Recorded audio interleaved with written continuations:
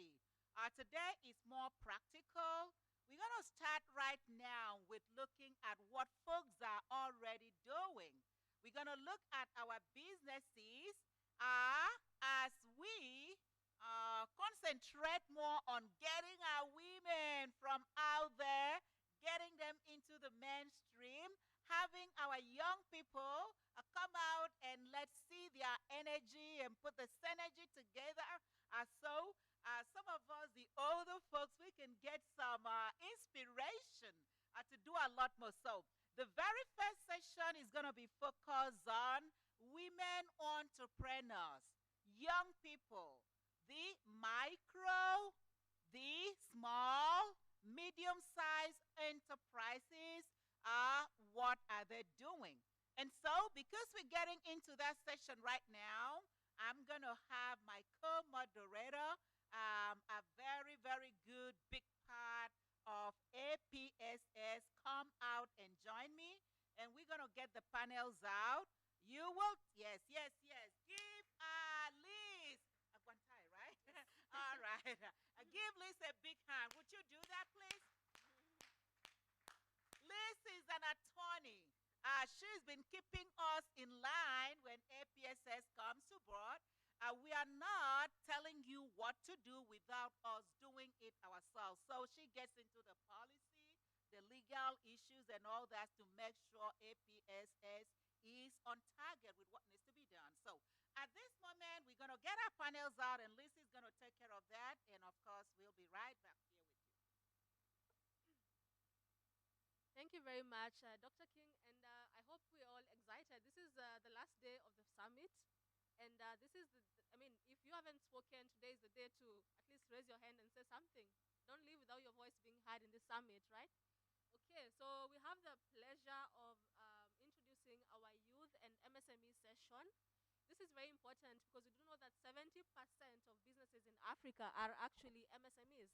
And these are the businesses that are supposed to be driving entrepreneurship and to drive Africa to the next industrial revolution. So they need all the support that there is to get from government and from the private sector. So we have the pleasure of introducing about 5 women and youth MSMEs.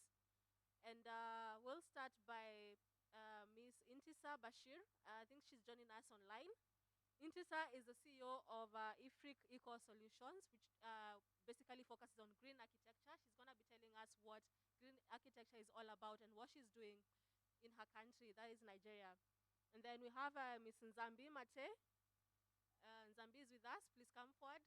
Nzambi is the CEO of Jijenge Makers Limited, based in Kenya. Let's give her a hand. All right now. Okay, thank you very much, Nzambi. Then we have Gladys Freeman, the CEO of Liberia Pure Company in Liberia. Gladys, welcome. Please come forward to the panel. Okay, the next person to take their seat, we have Kingsley Kweku Nkasa. This is the CEO for Vobi Solutions Limited.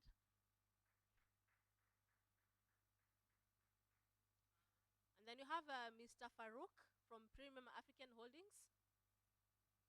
Okay. And there's a young person that I promised to give a seat on the panel. Please come forward, you know yourself, because we need to hear. You are very, you're very good business, and we want to hear about it. Please, this is your chance. Okay, thank you very much as you come forward as well. Yeah. Please give him a hand. Give him a hand. Okay, so this session is going to be very, very practical. We want to know what they're doing. We don't want them to tell us what they want to do before we know what they're already doing on the ground. And then we also want to hear maybe the kind of support that they will require to scale up their businesses to the region as MSMEs. And also, what advice can they give to many young people who would like to go through the line of entrepreneurship? I myself attempted entrepreneurship some time back. And I bought 5 chicks hoping to grow a very big farm of poultry. And unfortunately, I ended up slaughtering all the 5 chicken for Christmas. So I gave up on that, but I want our 5 entrepreneurs to tell us what keeps them moving, because I know it's not easy as a young person to start a business in this continent. So we'll start with Zambi, and then we go to Intisa, who is online, and then we go to Miss Gladys, and then Kingsley, and then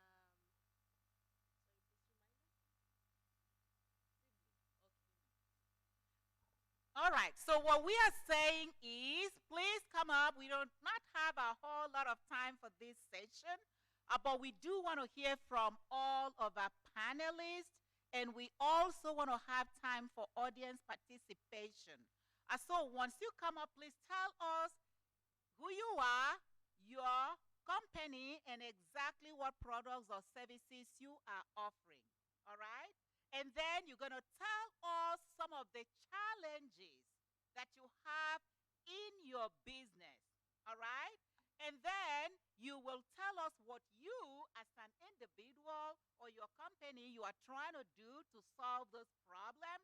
And also, what can be done in terms of policy issues that will help you do better, or what can we, whether in the private sector or the public sector, can help you to do in solving your problems. And so, in other words, you are also going to propose solutions that will help businesses. And as Alice already mentioned, you're going to give some advice for other young people, other businesses on how to thrive. I want to add one part. What about the collaboration with diaspora? You never forget where you come from, right? What can those living outside the continent of Africa, our sixth region, what can we do to bring our resources, collaborate with the continental to be able to scale the business? Our intent is to have African products everywhere in the world. You don't want to get into one shop. Oh, that's a kiosk. Those are African products. You get so excited. We want it to be a household name. We want African products everywhere in the world. Once we are able to take care of it, selling with each other, we do want it to be a household name. If folks have been coming to take from you, it's about time we get our products out there and also take from the world. So without taking too much of your time, please, I'm going to have Liz back again, and she will call the individuals that need to do the presentation. Thank you very much, Dr. King. So we're going to start with you, Ms. Nzambi. Please tell us what you do and what prompted you to do what you do, and what are some of the challenges that you're facing and the solutions that your business is actually proposing. So I'll let the video play instead of talking. Let's turn trash into cash. My name is Nzambi Mate. I'm the founder of Jijenge Makers Limited, and we convert plastic waste into building products. Plastic waste is not just a Kenya problem, but it's a worldwide problem. And here in Nairobi, we generate about 500 metric tons of plastic waste every single day, and only a fraction of that is recycled. We decided, what more can we do instead of just sitting in the sidelines and complaining? Essentially, companies have to pay to dispose the waste. So we solve their problem. The waste essentially comes for free. This is the plastic waste we get from factories. With this, we mix with sand, as the plastic is like the binder. We have 3 machines. The extruder does the mixing of plastic waste with sand at very high temperatures, and then the press compresses it. Plastic is fibrous in nature, and so therefore the brick ends up having a stronger compression strength. Does that look like waste to you? It's almost half the weight, so therefore during transportation and installation it's faster in terms of cost implication. We right now have a capacity of producing 1,000 to 1,500 bricks a day. So far we have recycled 20 metric tons, and we are looking to push that value to 50 by the end of next financial year. Winning the Young Champions of the Earth award is a huge motivation booster for us as a team. It's been a long 3-year journey, and so this was like someone saying, I see what you're doing and I appreciate that. And with this platform, we're looking to see how we can get on both partners to scale this solution, not just in Kenya, but all over Africa, just to start. And in addition to that, be able to impact and motivate other people and other youths to do similar things in different places. So right now we are just making paving blocks, but we now want to make actual building blocks. As I like saying, you have to be true to your why. Why are you doing this? What is the motivation behind it? For me, I was just tired of being in the sidelines of seeing plastic. I ideally jumped in off a cliff without even a parachute. I was building it as I was falling down. But isn't that how great things are done? So act for nature.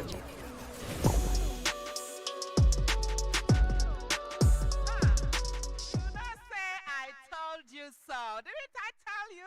You are about to experience some very exciting practical aspects of what APSS is all about and how to scale it, taking advantage of after. All right?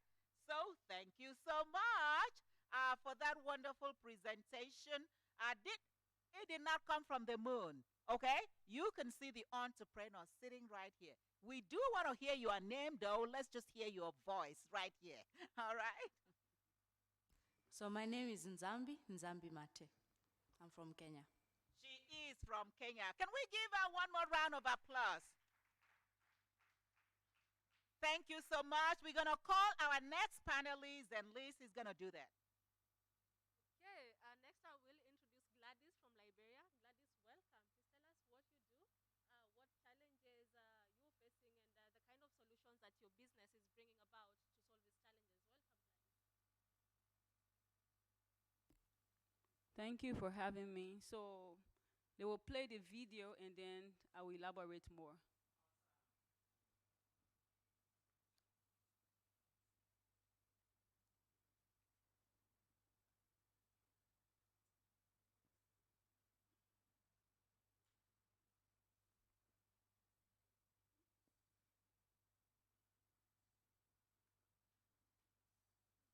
Can we get that volume, please?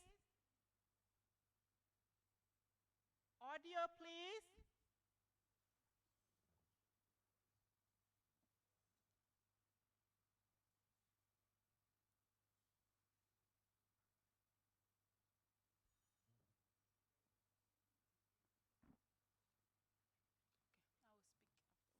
I will speak afterwards. I will speak.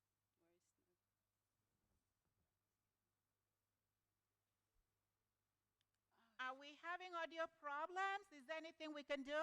We good? I'm sorry, you're going to start from the beginning? Okay. Yeah, please cut and let's start from the beginning so we can hear.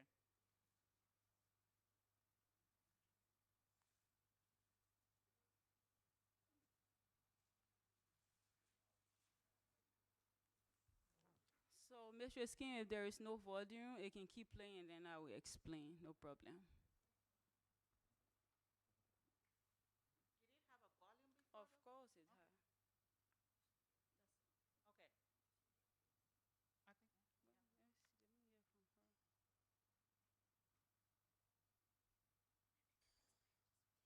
Okay. Okay, you can go ahead and speak so we don't spend too much time. Okay, so my name is Gladys M. Freeman, and I'm the CEO of Liberia Pure Incorporated. I started this business back in 2012 with the desire of helping Liberians create jobs, opportunity, increase household income for farmers, and improve their livelihood. So when I started this business, I was working with 60 farmers.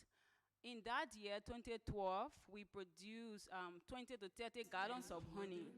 And because of what the business or how it is structured to improve the livelihood of our people, many villagers started to build decent houses in the villages, started to send their children to school, and even send their children to college in Monrovia. So it drove the attention of more farmers or more locals. And then right now, I personally work with over 2,000 beekeepers in Liberia. And right now, we are producing up to 10 to 15 tons of honey a year from 20 to 30 gallons. Because of how we conduct the training, we emphasize more on quality control. So there was a competition in London, in the UK, that bring about honey from all over Africa. So I took part in that honey show in 2018, and I won the award as the best honey on the continent. All right now. It's on the internet. You can just Google it and you will see it.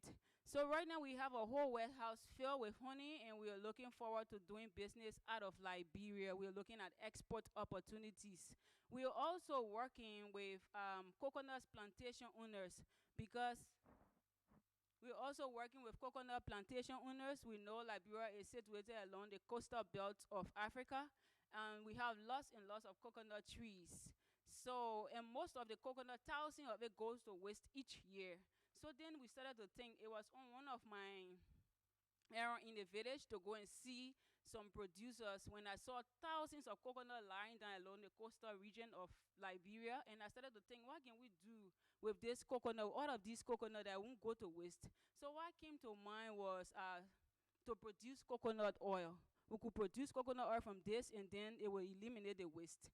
So right now I have set up 2 mini factory along the coastal region that produce thousands of coconut oil, tons of coconut oil, sorry. So we are looking forward of setting up more of those mini factories. But then how can we set up those factories when I have in stock so much coconut oil? I have so much, then I can sell in Liberia. So that's what I said. I'm looking for export opportunity. So the people produce the coconut oil and it is in stock. So how do I get it going? And one day I sat down, that whole night I just couldn't sleep. I was thinking, what do I do to move this coconut oil? What came to my mind was to produce soap. If you use coconut oil producing soap, you'll move lots of coconut oil. So right now we've added soap making, and we started it like 4 months ago. We started producing soap, and we are selling soaps. We also have lip gloves, what they call lip balms for the ladies. We are making it out of coconut oil as well. And what you saw there, you saw a vehicle. That's the distribution vehicle. That vehicle is used for the local. It is used by myself. I use it to distribute my product to grocery stores. And I'm also helping small businesses that don't have the means to transport their product in the various grocery stores. I help you transport your product, and you pay a minimum amount. We have some businesses that are far off from the city, because all of the activities goes on in Monrovia. So you have people, let's say 4 or 5 hour drive, Banga, Zwedru. How do they get their business to where the economic activity is happening, which is Monrovia? So I have a little warehouse. I think you saw the people taking product from the warehouse, putting it into the vehicle. That warehouse is there to help store their product, and then we supply their product. Also, packaging issue is a big thing. We source all of our packaging from China. Everything we get, the way you see the bottle, the way you see we package our product, those empty bottles and everything, the lip balms and everything, the packaging, they are from China. So where can I source packaging on the continent? Okay. Where can I get packaging from on the continent? So I spent over 20 to 24,000 a year just to bring in packaging from China. So imagine if there are more businesses that are in need of packaging, they have to go China to get those packaging. If we can source our packaging within West Africa or on the continent, that would be good. All of that money will go to that country, to the development of Africa. So what I'm doing is, because when I started, I really struggled, and I don't want other smaller businesses to struggle like the way I did. So what I'm doing presently, I'm working on bringing in a 20-feet container that will help with packaging issues in Liberia for those who want to package their product. Yeah, so far so good. I will stop here, and then I will continue a little. Absolutely. Big, big, big, big hand. Oh, that is wonderful, Gladys. We truly appreciate what you're doing in the continent. And I did hear a challenge, quite a few, but particular one apart from distribution, export. All right, we do want our businesses to first feed the people in our communities. Wherever you're starting from, let's have your presence first in your community, a very strong presence. And then you can move to the national level. And of course, regional. Not within your region alone. interregional, which is what AfCFTA is all about. And then, of course, we move global. All right, so let's make sure we have this, and we'll come alongside you to make sure that actually happens. So thank you for that great presentation and the solutions that you are providing for the other businesses. At this moment, we're going to move online. And I like to believe Intisa, she's online. Let's see. Ntisa Kofi, the CEO of Afrik Eco Solutions. Would you please take it away?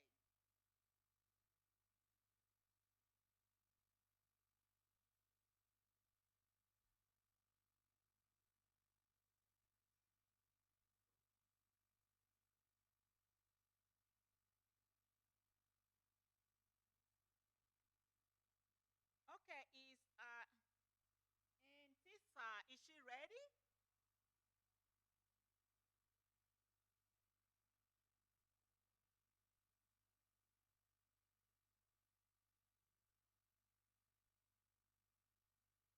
Can someone give me a hand or not? Or while we're trying to get that set up, we can have someone on the panel here go ahead while you're getting ready.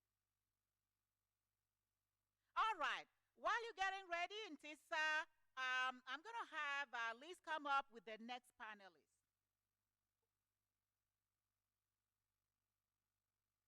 Okay, next we'll invite, we've heard from the ladies. The ladies are doing an absolutely amazing job. And we're going to hear from the gentlemen. We have Mr. Kingsley. Please welcome the CEO of Vobi Solutions Limited in Ghana. Thank you. Can you hear me? Yeah. Good morning and thank you very much. Actually, I'm the country director for Vobi Solutions Limited and a partner of the company. Vobi Solutions Limited, if you hear the name, is becoming a household name in Ghana. What we do, we are into telecom infrastructure development. When we ask is that is one of the need in digitization of or supporting national digitization agenda. What Vobis is that Vobis use existing infrastructure to execute or to provide telecom infrastructure. Currently, what we do is that we are into pure fiber optics. Now we're providing this fiber optics overlaying over infrastructure of the existing or currently electricity distribution network. What we do is that over the years, I think 2006, four strong gentlemen came together to bring this idea that you have one of your executives among as a partner. What we did is that we realized that if Africa really want to go into digitization, one basic element is the internet.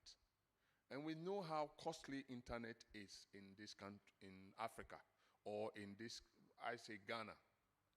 So what we decided is that we look at what is really contributing to the cost. And we realize that it's infrastructure. Now, penetration is low because it is very expensive to extend internet to the hinterland or any other one that's served. So what we came about is that Ghana currently has electricity distribution of covering about 82% of the country. So we decided that we're going to collaborate with the electricity company so that we use their existing infrastructure to provide that telecom infrastructure. So if you go out there, you see that most of the electric infrastructure, the poles, they carry a black line beneath their grid, and it is fiber.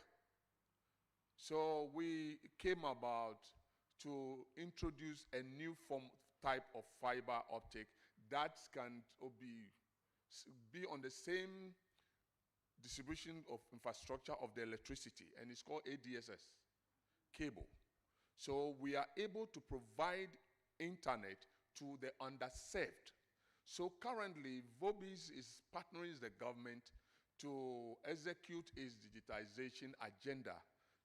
If you hear last year like this, there's a free Wi-Fi or Wi-Fi to the universities, to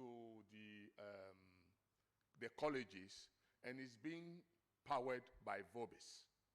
So we realize that we can do this cheaper by collaborating with existing institutions so that we use existing infrastructure to provide what is needed for the country.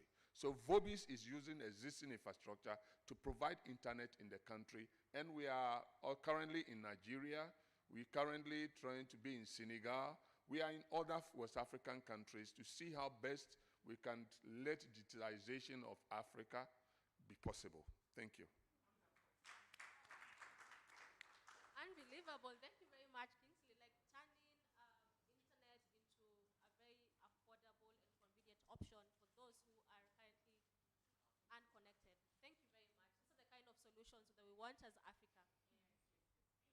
Okay, I don't know whether we have Intisa now. She was supposed to share a video. Intisa, are you ready?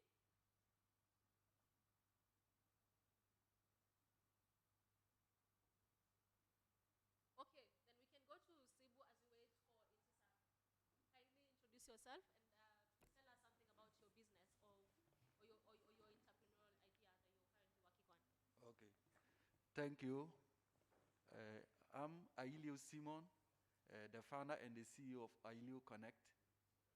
Yeah, I started my business after I have passed through some challenges from my own farm. I'm a farmer, so I found tomatoes, maize, and other food produce. But one of the season, I found tomatoes, then I didn't get market for it. So means my money gone waste. Then I also farm cassava. Then it got to time that they don't even need the cassava.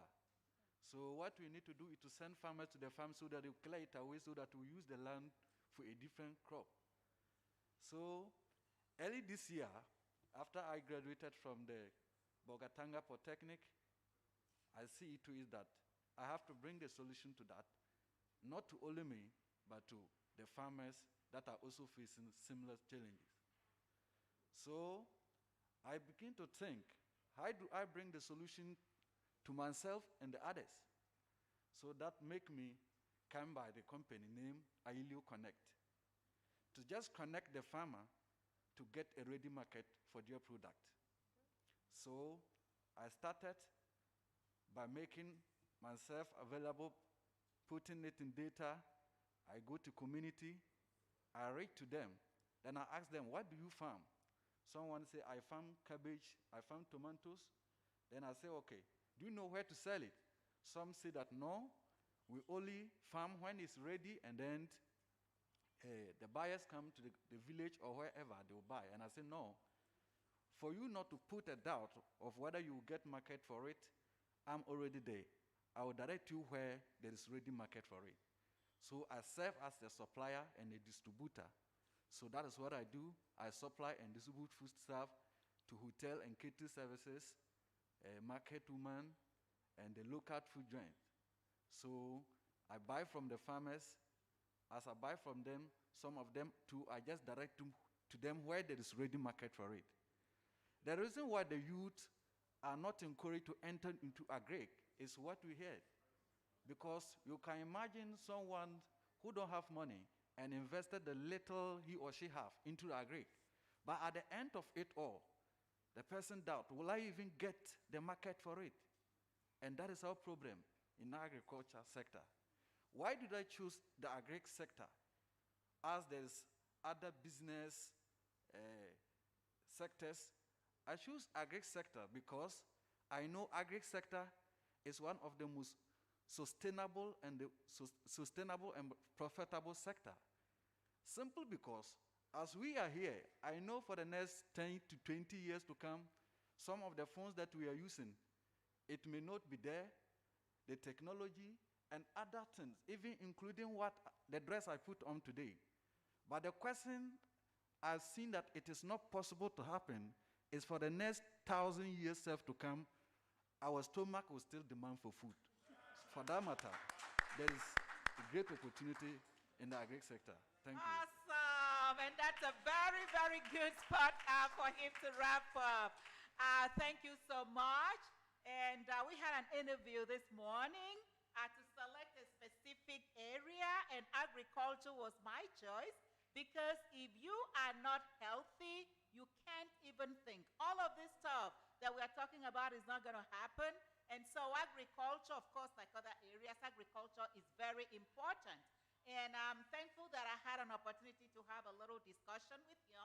What we are seeing here is with APSS and the implementation of AfCFTA, we want to make sure we add value to our agricultural products. That's one of the challenges that he has mentioned, and we've seen that. Getting to know that young people finish college and they leave the rural areas, come to the city, add to the unemployment problems in the urban areas.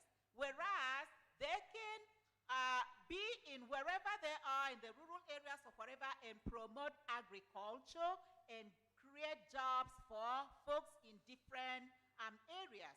We want to make sure we promote that. I do want to give you a real quick example.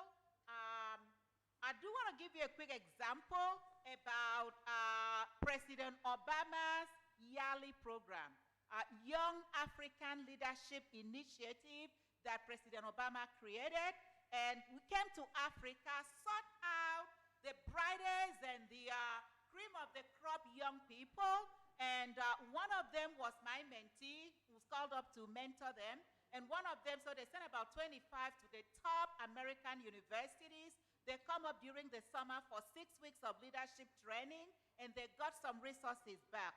One of my mentees was from Nigeria, and he was growing plantain, all right, in the rural areas. Before we knew it, we worked with him to add value to plantain. Don't just sell plantain.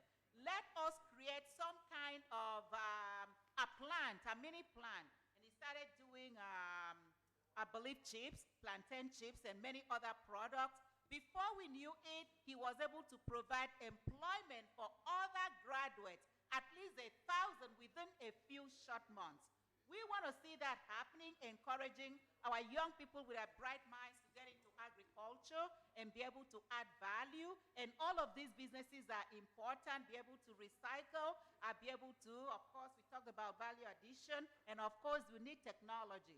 And one of the things we have talked with him about in terms of the solution, create an app, okay? Use technology. So you can have all of these other businesses that are looking for market, they log into the app and they are able to be able to get their products within the immediate vicinity and interregionally. If you are in West Africa, we want to see you trade with someone in South Africa, in East Africa, in Central Africa, in North Africa, and also in the diaspora and globally. So this is what it is all about. Your businesses are going to get scale because you have been here and because APSS has come alongside you with the implementation of AfCFTA. At this moment, I'm going to step aside and have Alice come up with our online audience. Thank you very much. I can see Insta is ready. Insta, please, go on. I hope now we can hear you.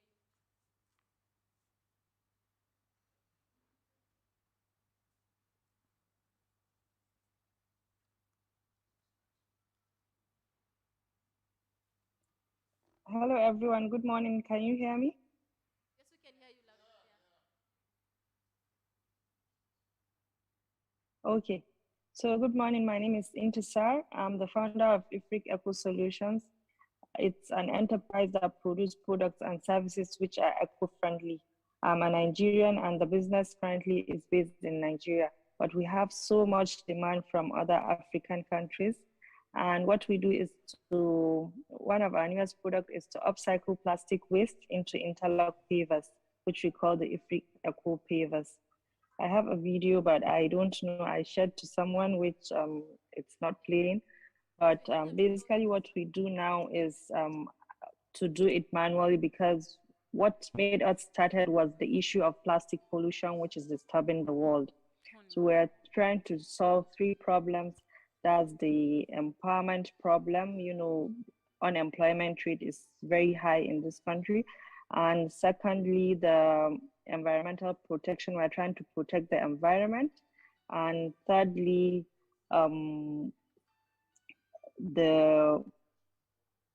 we're trying to cover the environmental awareness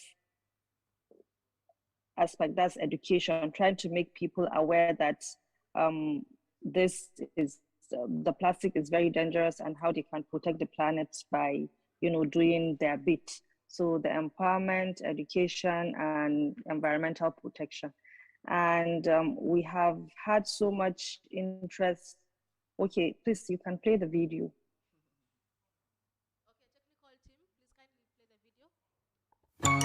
At times people will tell me that, what are you doing with this space? You every time is environment.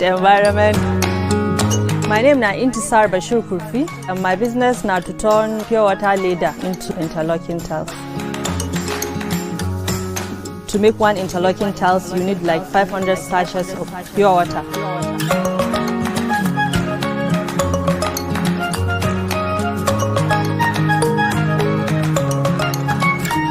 We have a secondary school in Gwarimpa Estate where we collect this waste from students. So we engage them to bring waste for us. To motivate them, we give them gifts, maybe solar lights for reading in the night.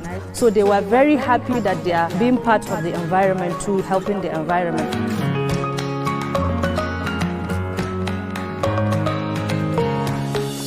The uniqueness about this product is that this nylon stays in the soil for hundreds of years without degrading. So that is why when we use it, our interlocking tiles to stay more than the other conventional tiles. So if your conventional tiles is going to spend 10 years, this one will spend like 30 years for you.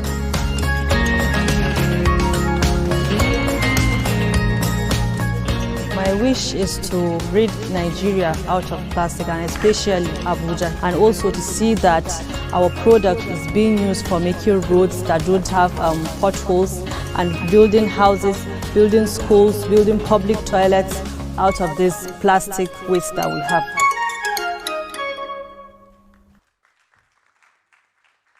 Wow! Now waiting, I tell you, okay? We can use pidgin and still make some serious money, okay? Yeah. Use your native language, speak good English. Whatever you do, let's make money, okay? Thank you so much, and Tisa, that was awesome. At this moment, our time is fast spent, and we are going to get audience participation, and you can ask our panelists whatever question you want.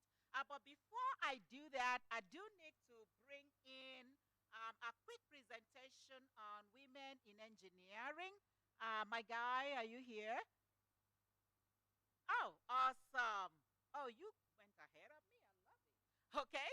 All right. So let's go ahead and get that started, and then we'll get the audience to be involved.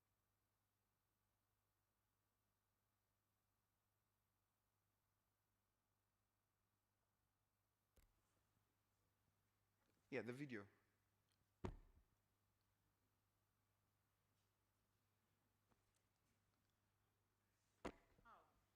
We do not have the video ready. Is Mr. Jiman there?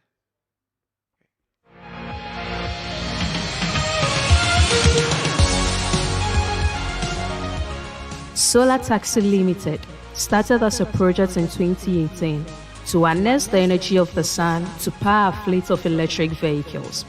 After a successful piloting phase in 2019, Solar Taxi Limited moved into the business phase to provide commercial services to its prospective clients. Solar Taxi Limited assembles and maintains its fleet of electric vehicles locally, and these are done by an all-female engineering team. The activities undertaken by Solar Taxi Limited have led to the realization of 5 out of the 17 Sustainable Development Goals, which includes gender equality, clean energy, good jobs and economic growth, sustainable cities and communities, and climate action.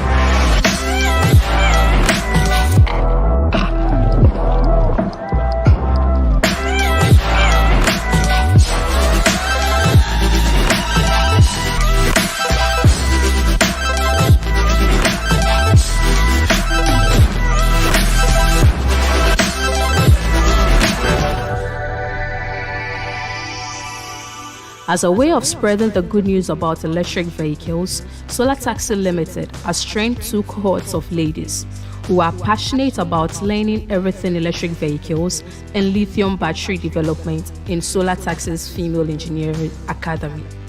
We have also trained 3 cohorts of riders and provide them with jobs to support their livelihood.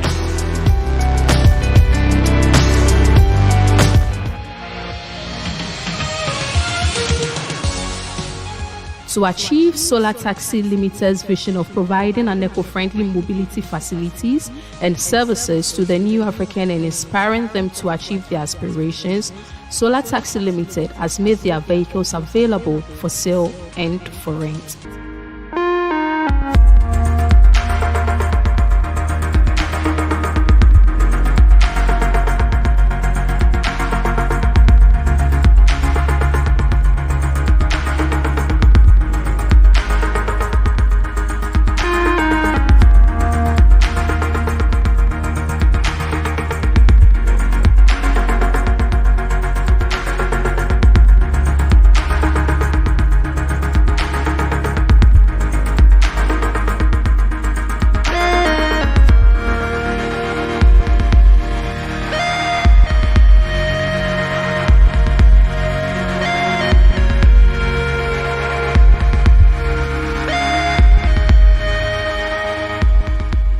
We are open for business and you can reach us on. Thank you very much. That's my presentation. We are open for business. Contact us, okay? The great women engineers of Africa. Let's give them a hand again. Whoa. All right, gentlemen, can you just say a few words? Yeah, I think the video said it all, and because of time, if you're interested in talking to us, I'll be out there. But we are here to support industrialization in Africa and creating jobs in the 4th Industrial Revolution. Thank you very much. We are here to support industrialization in Africa. And we're going to be working with the private sector and others. We are looking at different other organizations, and all of you entrepreneurs try and be a part of your local commercial chambers. All right? Tag alongside them. There are some men and women with some serious experience, and they're going to help you out. All right, so let's have that for WASI and all the ABCs and all the other organizations. We work together to make sure Africa is completely transformed. Nobody else will do it for us but us. At this moment, we're going to have a couple of participation before we move to the next session. At the audience, anybody has a question?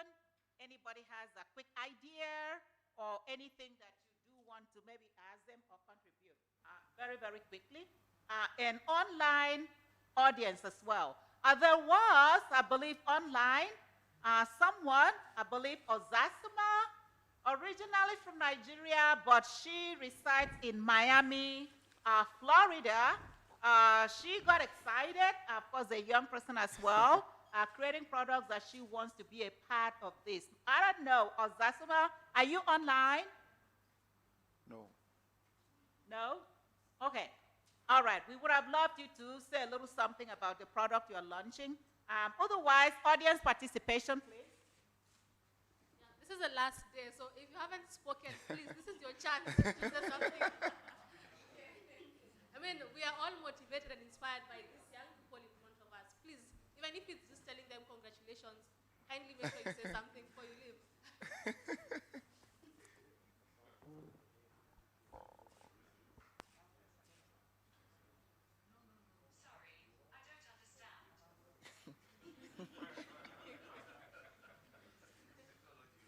Okay, the young people, we're waiting for questions. Yeah, there's a hand here. Oh, there's a hand. Yeah.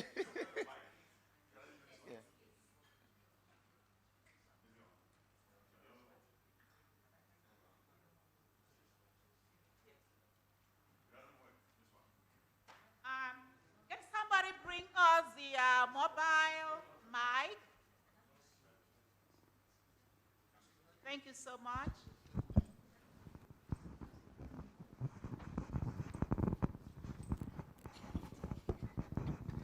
You guys are answering the questions today. I'm not talking. Hello, good morning. My name is Kwame Brady. Congrats to all of you. And this won't be a long one, it's a very short one. Because of where I come from, I'm a development communication specialist. That's what I call myself these days. And I was just telling one of the conveners this morning that the biggest gap we have is that we don't tell our stories enough. When we meet at places like this, all the ideas are there. We don't take it down, and then we don't tell our stories. The lady from Kenya, I saw your story on CNN. So when this happened, I said, ah. And then the woman from Nigeria is BBC Pidgin that captured her story. So maybe that is food for thought. I don't know whether it's to come under the ambit of this forum, but we must find a way to communicate down to the SMEs in terms of education and orientation and so on. And then we must find a way to consistently tell our stories, the success stories, the positive ones, so that our reorientation and education continues. Thank you. Thank you very much. He has a very good point, the importance of documentation. We may be doing a lot, but nobody's hearing us. And I mean, this is a challenge. Why do we have to see their stories on BBC and CNN when we have our own media stations in Africa? AAU, please take the lead and featuring all these young people. They are doing amazing work in their countries. Okay? Oh, that is so lovely. You know, when something is so good, it's like that party is not going to be over, okay? At this moment, we're going to get our patron, and I'm talking about the cream of the bays and the crops of Africa. We're going to get our APSS chairperson, and we're going to get Passy, and we're going to get, I would say, the gentleman right here. If you will please come out here, I know you are impressed about our young folks. And I know you've got a lot to encourage them and how we can take this to the next level. Once you leave this conference, this seminar, okay, you're never going to be the same. So you might as well enjoy it, okay? All right. And would you please step up? Oh, give them a hand, of course. Encourage them. Okay. Good morning, all. Let's give them a big, big hand.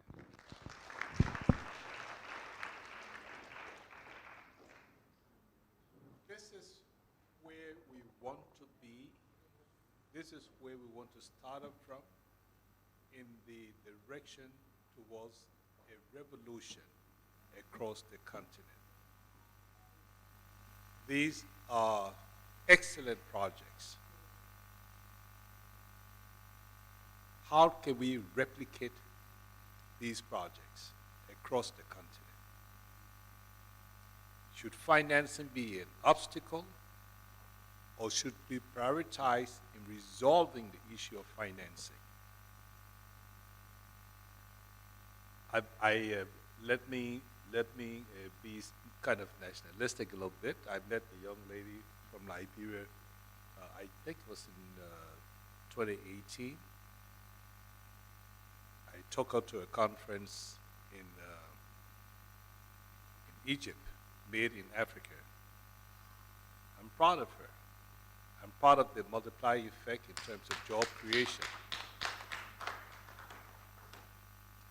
I met Mr. Kinsley in 2006, if I'm not mistaken, and and I know what he has delivered over the years to date, from a zero cash balance to, should I call you a figure? All right. Okay. The young lady from Kenya, I saw her product. I think the last conference, the first conference we did. Yes, I saw her product, and I said, "Wow! Can you imagine the impact, the overall impact, in terms of job creation, in terms of the environment?" All right. And of course, you look at the what they call it, the impact in terms of the home, how it support and sustain the homes of all of those involved.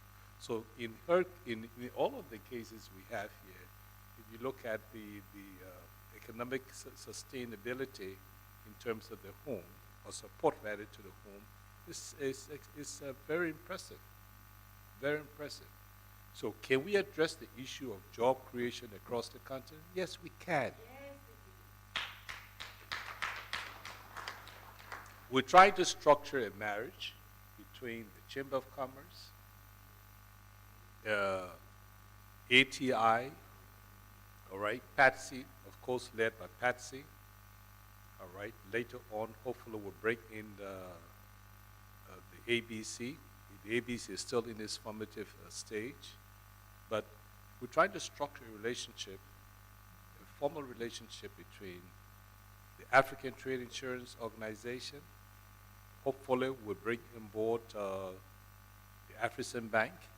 But these are the kinds of projects that we want to look, the grassroots projects, all right, that we can begin to put our people to work, that we can begin to structure arrangements that would help us address environmental concerns and so forth. These are just a few of the projects at hand, okay? And I would like to speak on behalf of us, but each of you will speak to make a commitment that will get the lights under a structure that we're trying to put together, where each chamber of commerce in every country become a gateway for the small businesses, where they will have access to financing. This thing about the ease of financing, just having these talk shops, let's bring it to an end. We can bring it to an end. We can bring it to an end. Governments, central banks in particular, must be engaged to provide medium to long-term credit facilities by providing incentive to banks, commercial banks in particular, so that we can all help accomplish the overall objective of the AfCFTA. It is critical that we do this and do it now. The fourth industrial revolution must be in Africa. The fourth industrial revolution must be in Africa. The 2063 agenda is too long. We can do it within the next 15 to 20 years. If we get a commitment of the respective central banks across the continent, this is why we have programmed and structured the program that they will be here. We have to talk about a solution to a common currency. We can no longer kick it down kick the can down the road. It must be addressed now. If we are serious,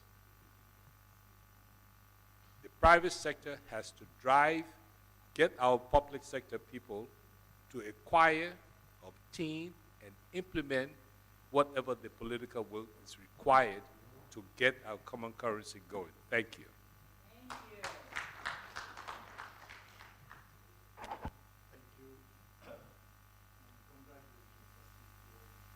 Of you here. I know this has not really been an easy journey. I mean, when we see you today here, we tend to forget really the difficulties, the challenges that you all face to arrive to where you are now. And so I'll take my hats off to you all. As the Chamber of Commerce, as the Pan-African Chamber of Commerce, I think one of the main challenges, and I have to tell you, I have a deputy actually who is in Senegal now. She's from Kenya, and she is maybe in her late 20s or early 30s. And what I want to say is the Chamber of Commerce has to be rejuvenated. It has to be a young people's Chamber of Commerce. Some people are sort of saying, you should create, we should create a Chamber of Commerce for young. Now I'm saying, you have to take over the Chamber of Commerce at national levels. Because this is the reality. We say, the continent has 70% of its populace under the age of 30-something. And I think you shouldn't really let the chambers to us, actually. We've almost done the work, and you have to come back, actually. You don't have to wait until you reach 40 or 50 to come to the chamber. And the chamber is really a good instrument, I would say, really to bring the problems that you face on a day-to-day basis. It can be a change, and unstable policies. It can be rules and regulation that makes it very difficult for you to operate. It can be access to finance.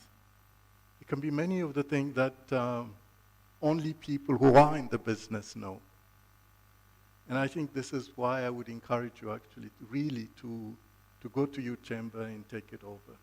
Because then you can help also people like you. Because you know also there are quite a few people, millions of youngsters who are daily trying to be here, to reach to where you are. And so I think I would encourage you actually, all of you, and all of us here, that we need really to bring these stories actually to the continent, because you have a lot of story to tell. Wendell was saying that we should duplicate these things. Not only duplicate, but we should go beyond it, actually. We should come up with new ideas, new innovative, actually, way of doing things. This is a continent of the future, and as a continent of the future, we really have to look at what our world is going to be 15, 20 years from now. And the job that we're creating has to be jobs that would sustain those years. So once again, congratulations, and we'll be very, very happy to help and to be near you. Thank you very much.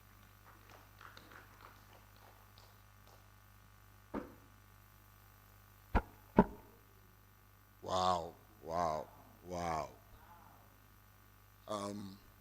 As I kept watching the movies, then I started thinking about my two daughters and all other young girls across the continent.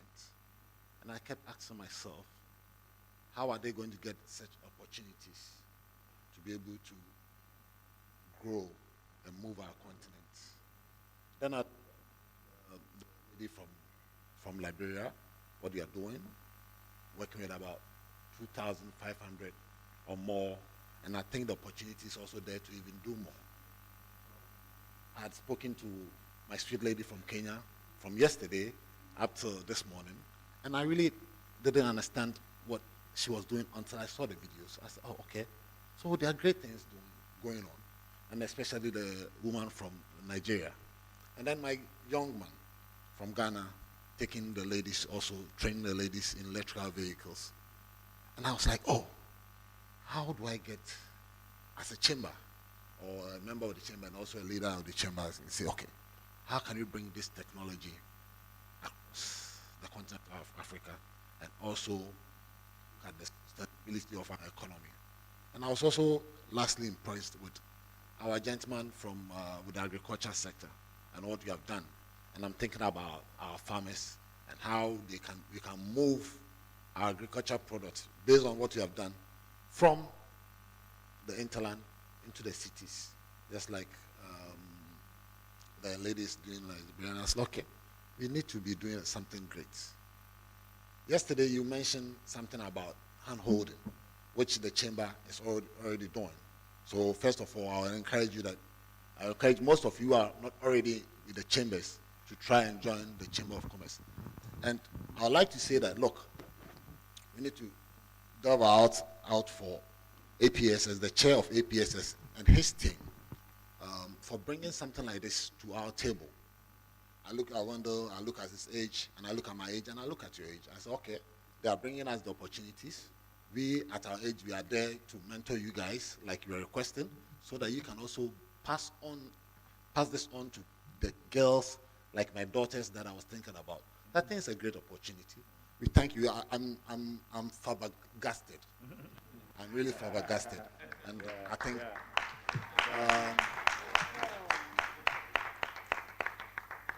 The only thing, and I keep saying that, as Africans, we have found a common reason why we need to come together, and it's AfTag. And under this APPS, Awakening the Giants, to ensure that, yes, Africa, we are not just sitting on our resources, but we are turning it around for our benefit. Thank you very much. Thank you. Thank you so much. I told you we have a best here. Young people never gonna be alone, all right? And women, you're not gonna be alone with this type of best, with PASI and the chambers and APSS and all of us collaborating and working together. Africa is never going to be the same again because you've been here and it's gonna get better. I know but this is so good that I've got a little bit of permission to get a few more in here. All right? But we're going to give 1 minute. There is an online audience. I believe that is in TISA. And then we also have Joy, but I'm going to have one of them. Let's have Joy first. Joy, if you can give us your view in 1 minute, and I know you are from Germany somewhere there. Whatever you're going to say, add the diaspora connection to it, okay? Take it over, Joy.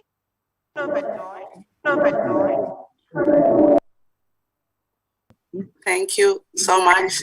I hope you can hear me well. Yes, but as you said, I'm Joy Pence, and I'm the founder of African Women in Europe, as well as Africa Women in Trade. I'm speaking an echo, but anyway, I hope you can hear me well.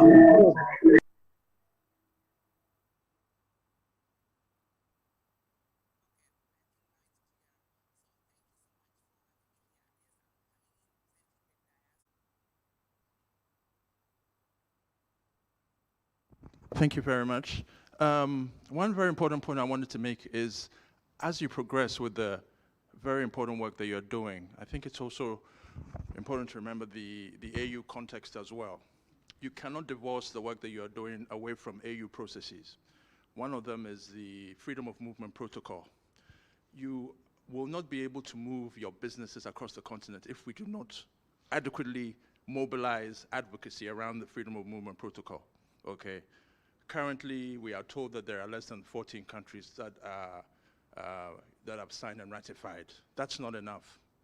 We need more than 15. We have about 42 countries for the African Continental Free Trade Area. We need to have about that same number. Region-wide, freedom of movement works well, but continental-wide, it is inadequate. The freedom of movement entails the right to reside, the right to establish businesses, and the right for cross-border. And there are certain articles that also even speak to being able to use harmonization of your businesses, harmonization of your licenses, whatever. So if we do not get the Freedom of Movement Protocol passed, you can create as many inventions as you want, but you'll not move cross borders.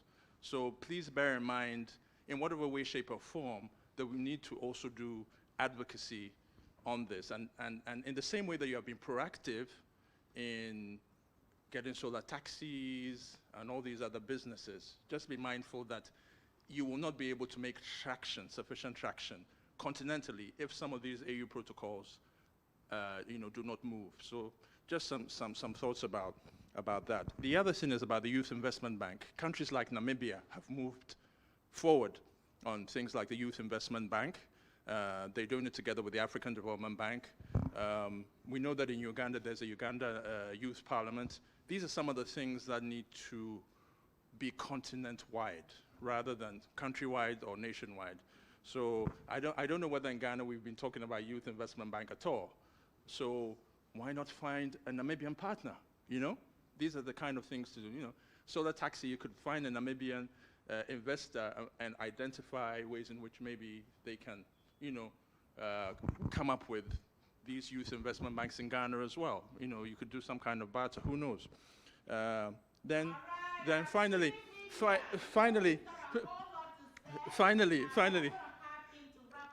okay, sure. And finally, please look up the AU levy. Ghana has been paying AU levy, 900 million in 2018. The levy, 900 million cedis, the levy, the result of the levy, Ghana is supposed to pay 0.2% to the AU. The result is left in Ghana coffers for development. Where that money goes for development, we don't know. But the beauty of the AU levy is that unlike the ECOWAS levy that goes to ECOWAS straight, with the AU, the money can be used for all sorts of purposes. So I want to remind the youth to target that kind of source of funds as well, to find out what the government is doing with the rest of that money. Please target that source of funding and take advantage of it. Thank you, Mr. Ike. Can we have our last speaker would come from the chamber's table? Thank you, sir. He has the microphone for you. All right. Thank you and good morning. Ma'am, I heard you ask a question, or we making input regards to finances for the young entrepreneurs that are doing great, as was shown to us on the video. And financing is very key and a very challenging issue in Africa. If not for the whole of Africa, I know that Ghana, it's a challenge. But it's a challenge because we've not explored other forms of financing. We are mostly looking at debt financing. But in my little research and experience, I know that most brilliant ideas have died or have not succeeded or gone past 5 years with the challenges that come with debt financing, because most of the time our interest rates around town, it's very, very high. And when you start a project or businesses that you are doing like this, most banks will approach you and be ready to finance your projects. But my advice is be careful. One of the things that we don't look out for around here is equity financing. We don't look out for that.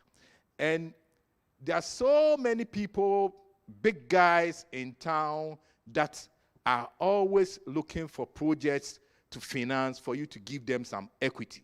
So I will encourage you, with all the ideas that you have, be more than willing to open your doors for equity financing than debt.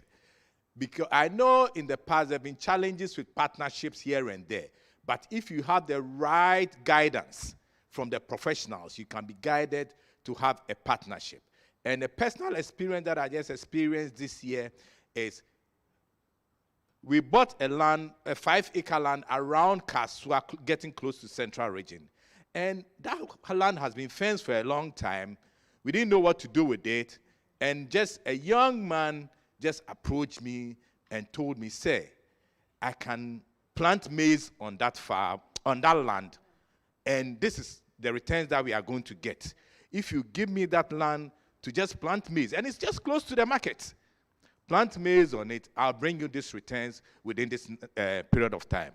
And as I tell you, very soon, those maize will be harvested, and that man will be making money, I'll be making money.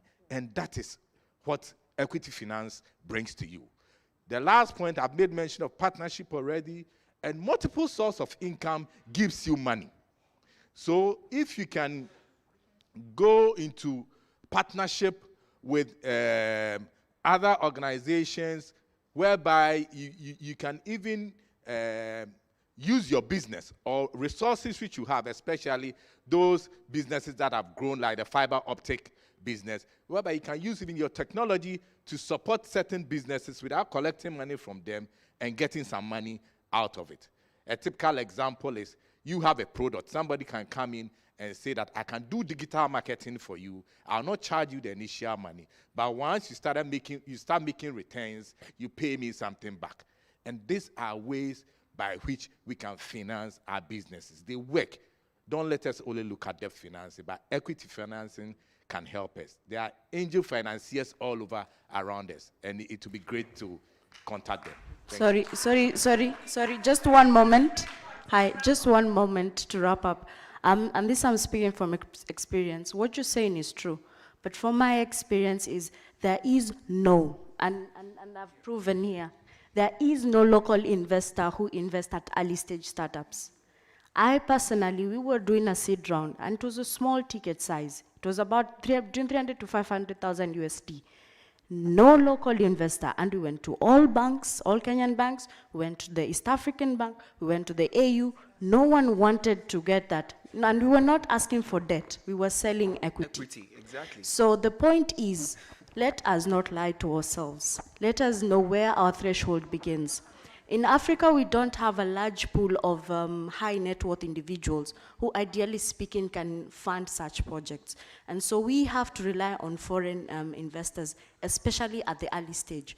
So the point and the hope after this conference is, how do we redefine investments to focus on small ticket sizes? And he can really, really justify what I'm saying. I won't say much. Excuse me, can I have...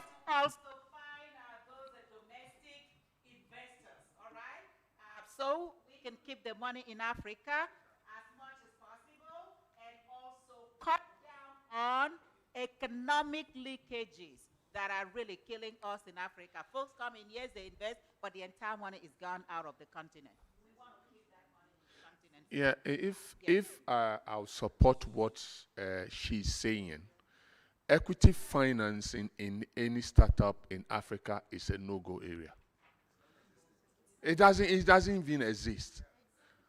Now, we started this fiber optic network project in 2006. It's taken us 12 years before we even get recognition.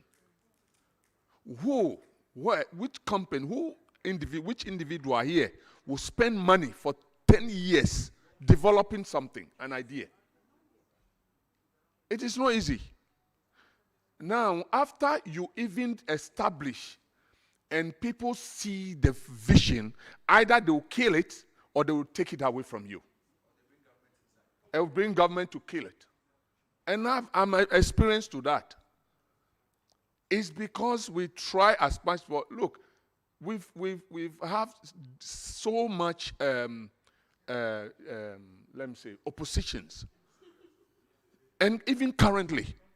But it's because the government have a need and we came in and supported. That is what brought our protection. Else, it has been dead.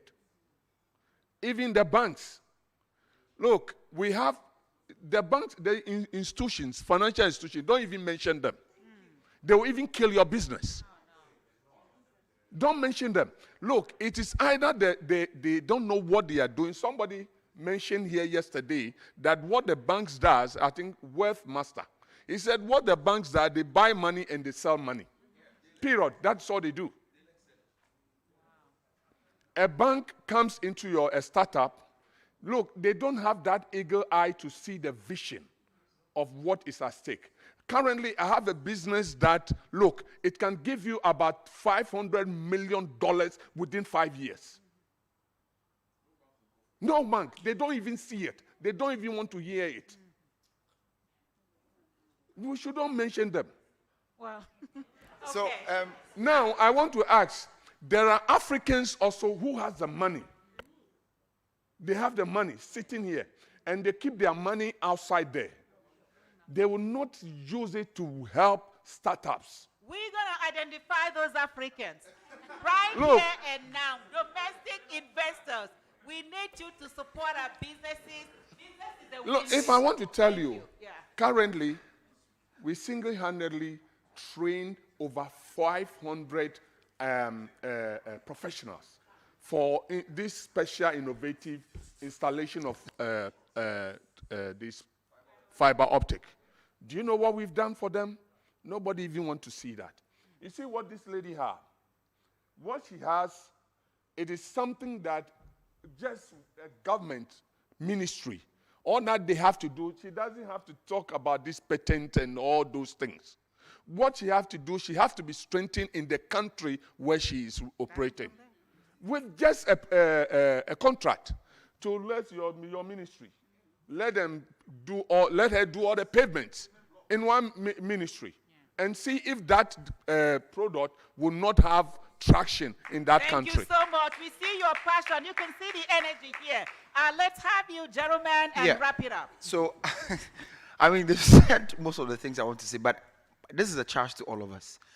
The fine gentleman said, we're here. There are financial institutions here. There are huge men here. We've talked about how we are doing well and everything, but what is the next step after here? I don't want to come and sit here, share all these amazing stories and still have the challenges like they've mentioned. Financial institutions, we don't have any angel investment network in the country or in West Africa. The only one I know is Tony Lumelu. And even that is pivoted financing. If you've reached a particular threshold, that is when they come in to support you, right? But for startups, we don't have that. And I was telling her that all the money we get right now is from external funding. We've never raised any local funding since we started because nobody's interested. I can tell you that I've written letters to individuals, so-called rich people in this country, who saw our thing online, reached out to us, and I wrote letters to them, wanted to have meetings with them, and it's been almost a year now. Nothing has happened. All right, something is going to happen. So my question, it's a question I'm asking. So now that we're here, we have 5 or 6 individuals, some online, who are doing amazing work. We have people within our connections, whether Chamber of Commerce, whatever it is. What framework are there to support us or protect us that if financing comes in, this is how it's going to come in and this is how it's going to sustain our businesses going forward? All right. That's my question to all of us. Thank you. Okay, all right. Thank you so much. We're talking about practical issues. These are serious challenges that this conference is focusing on trying to solve. With the level of the gentleman, in fact, I had a whisper on my ears from, you know what, I'm so committed to this. I'm going to devote, right? So we have all of these organizations that APSS is working with and bringing them together. I am telling you, this will be a memorable day. That these were the problems that we were talking about. We have actually started working on the solution. Okay? Get it right. It's not going to be solved in one day. But because we are working on it, and Mr. Kingsley was really talking about it, your business, you stay on it. You're going to have challenges. All right? But because you have a vision, because you're staying focused, you're going to use those challenges as stepping stones there, and we're going to be climbing up. All right? So that's where we are going with this. I have Joy online. I'm trying to wrap this up. But Joy, if you can just do it in 1 minute. I know you had a chance. We had technical issues in TISA. After that, we're going to wrap up this session. Please, if you don't mind. Please, if you don't mind. Thank you so much. I think you can hear me now. Yes, as you said, in the diaspora, the Fund of African Women in Europe, as well as African Women in Trade. As you can hear that, we are already doing something there.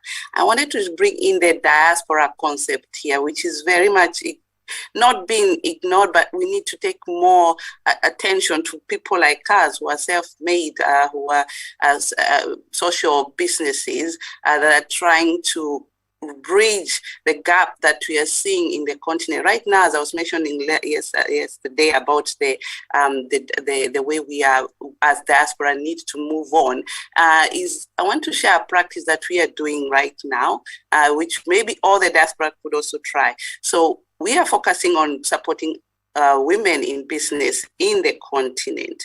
And we have already had 4,000. As we speak right now, we know the low-hanging fruit right now following the Africa Continental Free Trade Area. There's a lot of barriers in terms of logistic and payments. But how can we help our businesses to market themselves here in Europe? So market access is one of the biggest things that we are doing right now on the platform. We can tell you we have coffee from Kenya. In Nigeria, we have tea that is already here in Germany, spreading around in Switzerland and Europe. And these are the practices the diaspora should do, building networks. For example, tomorrow I'll be supporting one of the youth to have connection with the internet. We are sitting in Europe. We have good internet. You see, like the technology right now. Why would you not use your Zoom, which hosts 3,000, to help an organization down in the youth who are organizing? But I've been doing a lot of this support.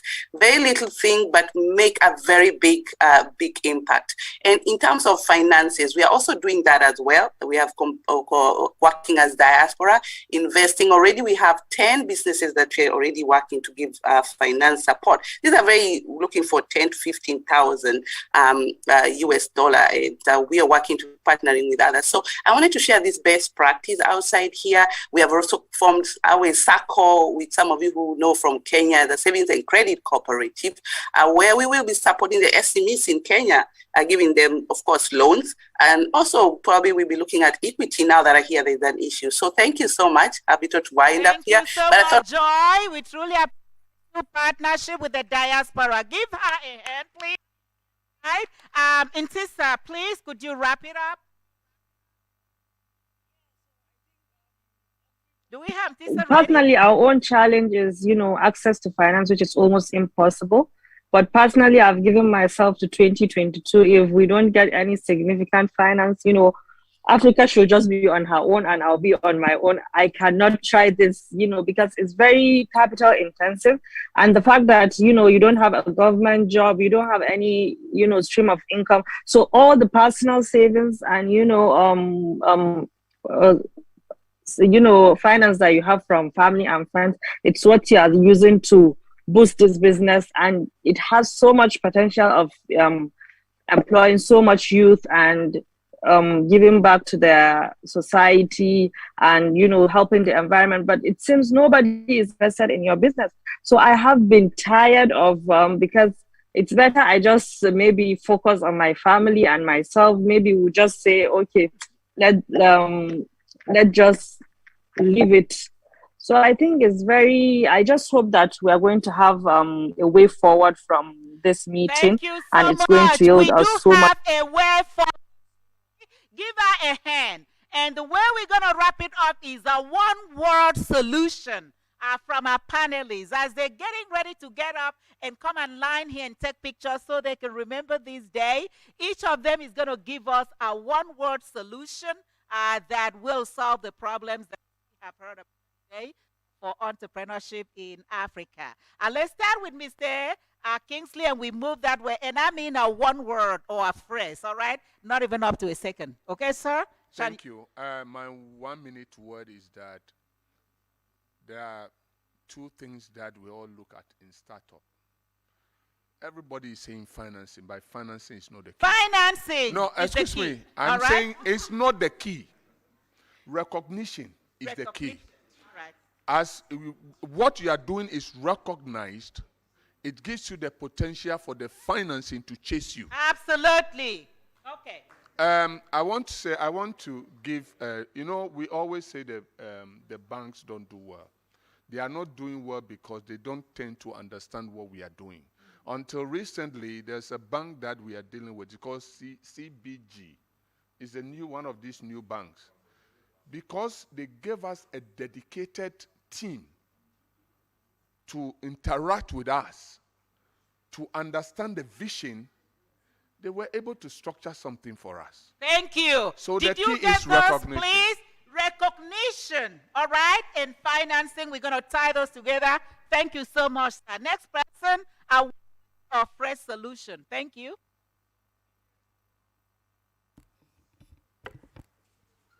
National security without full security.